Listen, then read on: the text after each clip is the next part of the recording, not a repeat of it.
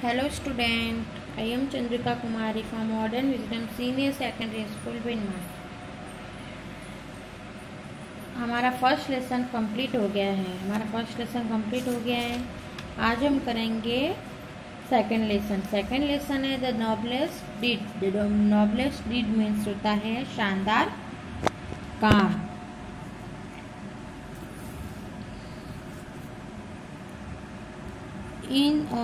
In a small town named Nandagiri, there was an old man. He had 3 sons. One day, he divided all his property among his sons, but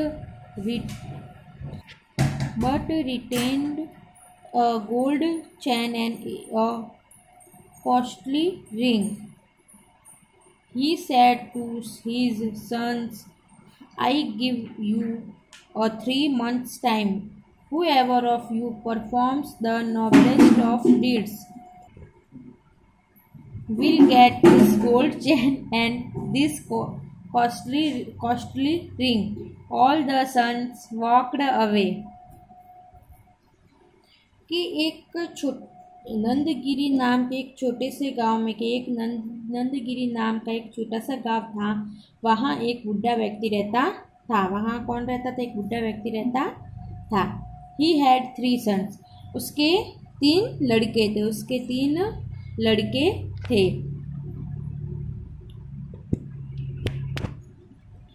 One day he divided all his property among his sons. एक दिन उसने अपनी सारी property, सारी संपत्ति उन तीनों बेटों के बीच बराबर बांट दी उसकी संपत्ति। But retained a gold chain and costly ring. लेकिन एक महंगी अंगूठी और एक सोने की चैन उसने अपने पास रख दी।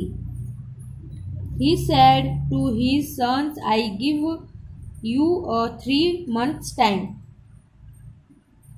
उसने अपने बेटों से कहा कि मैं तुम्हें 3 महीने का समय देता हूँ। Whoever of you performs the noblest of deeds will get the gold chain and this costly ring. कि आप में से जो भी अच्छा काम करेगा, शानदार काम करेगा, उसे मैं ये सोने की चैन और एक महंगी अंगूठी दूंगा। All the sons walked away.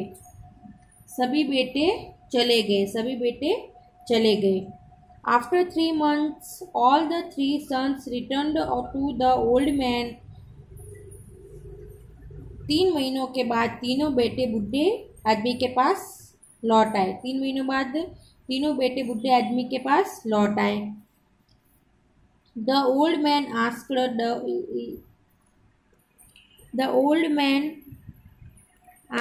the eldest son, Tell me which good deed did you perform? उसने अपने बड़े बेटे से पूछा कि बताओ तुमने क्या अच्छा काम किया, तुमने कौन से अच्छे काम किए। Father said the eldest son, while on my journey I found a bag full of gold coins and rupees laying on roadside. I inquired about the bag, confirmed the identity of its owner and returned the bag to its owner. Father पिताजी बड़े बेटे ने कहा कि while on my journey, कि मेरी यात्रा में I found a bag full of coins and rupees laying on roadside. कि मेरी यात्रा में मुझे एक सड़क के किनारे सोने के सिक्के और रुपयों से भरा बैग मिला। I inquired about the bag, confirmed the identity of its owner and return the bag to its honour.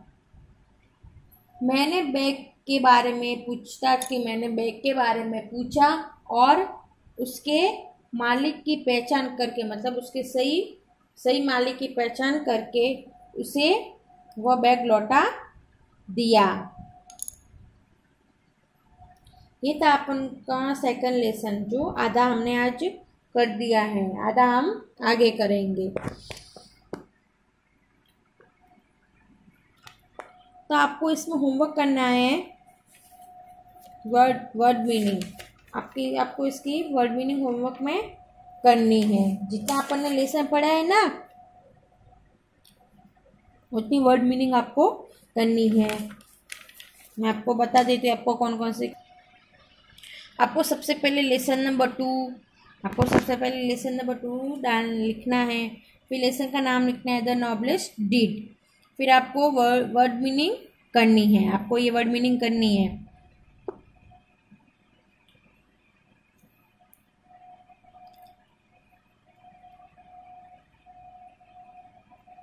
फिर आपको 2 क्वेश्चन आंसर करने हैं। क्वेश्चन आंसर है how many sons did the old man have. कि उस बुढ़े आदमी के कितने बेटे थे। आंसर है the old man had 3 sons. बुढ़े आदमी के 3 बेटे थे। सेकेंड वाला है what did the old man divide among his 3 sons.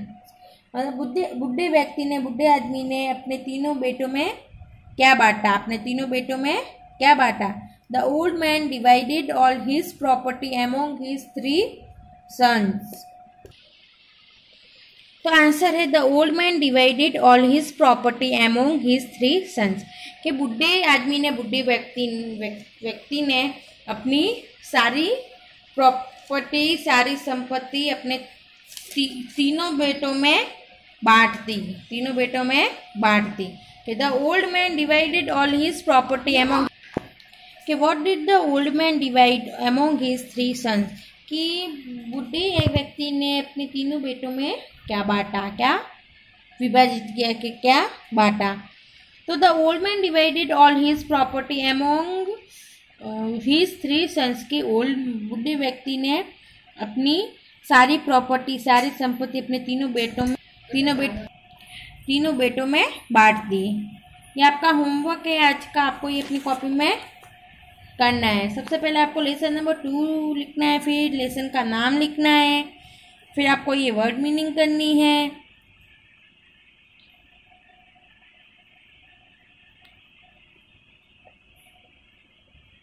फिर आपको ये 2 क्वेश्चन आंसर करने हैं। क्वेश्चन आंसर है, वापस मैं आपको एक बार वापस समझा देती हूँ। How many sons did the old man have.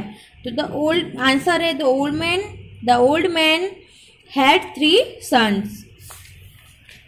Second वाला है what did the old man divide among his 3 sons.